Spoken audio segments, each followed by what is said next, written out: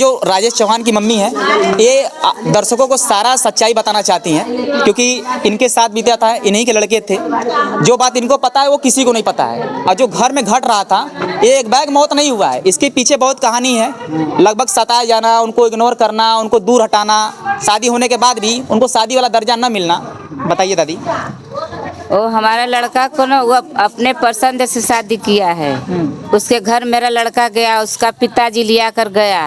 वो कह रही थी हमको पसंद है। अब शादी के बाद जब यहाँ पर आई तो हमारे लड़का करी हटिए हटिए हमारे साथ लगे से हटिए, हमको मत छुइए। उसके बाद मेरा बेटा रोने लगा तो वो कहा कि तुमको अगर हम नहीं पसंद है तो तू चली जा। अब कि फिर भी वो गई नहीं। दूसरा बार फिर आई, हम कहीं हम उसी घर जाएंगे। हम ले आए तो इसी बार मेरा बेटा को ले जा करके मरवा दिया। अब कह रहा था कि हम 20 लाख दिए हैं दहेज, तो मेरा बेटा मरा है तो 20 लाख रुपया वो तो से इस घर पर देगी। हमारे घर का भी फोटो खींचिए, देखिए।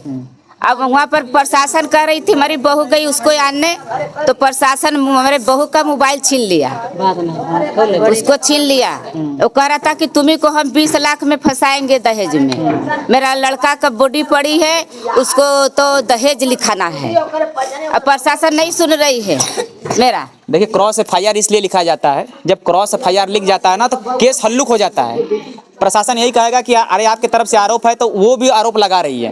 तो इसीलिए कोई उसको दिमाग दिया होगा कि आप भी 20 लाख का बात कर दो, ताकि परिवार वाले डर जाएं और वो न्याय की बात ना करें। हम नहीं डरेंगे। हमारा बेटा जैसे गया उसी को हम जेल में उसको हम सजा करवाएंगे, हम नहीं मानेंगे। हाँ, उसको जैसे मेरा बेटा गया उसी तरह उसको फांसी भी होना चाहिए।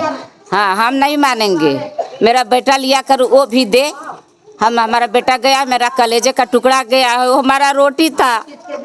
हमारा बेटा चला गया, इतना अच्छा हमारा बेटा किसी को उसको छूता भी नहीं है, ना उसको गाली देता है, कुछ भी नहीं। अच्छाई की अगर पहचान करनी हो तो आप बस्ती में लगी भीड़ को देख लीजिए, सारी महिलाएं जो कह रही हैं वो देख लीजिए, और देखिए उनकी उम्र के कुछ लड़के हैं, हम उनसे जानना चाहेंगे। क्या नाम होगा भैया आपका? अरविंद कुमार नाम है। जो राजेश चौहान थे उनका कैसा व्यवहार था? वो हमारे बहुत ही करीबी और एक मेरे भाई और मेरे मित्र थे। हम लोग बचपन में एक साथ घूमे फिरे हैं और इसी गली में रहे हैं जी।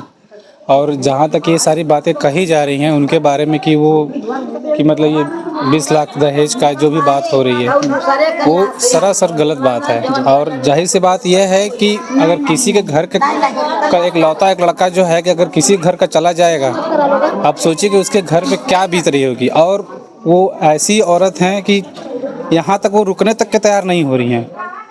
आप बताइए कि किसी का सुहाग गुजर जाएगा तो उसको अपना मायका दिखेगा कि अपना ससुराल दिखेगा? वही बात ना, इसीलिए तो पकड़ में आ रहा है कि भाई अगर ऐसा उनके मन में नहीं होता तो। अगर वो गलत नहीं थी, आप गलत नहीं हो तो आपको यहाँ रहना चाहिए।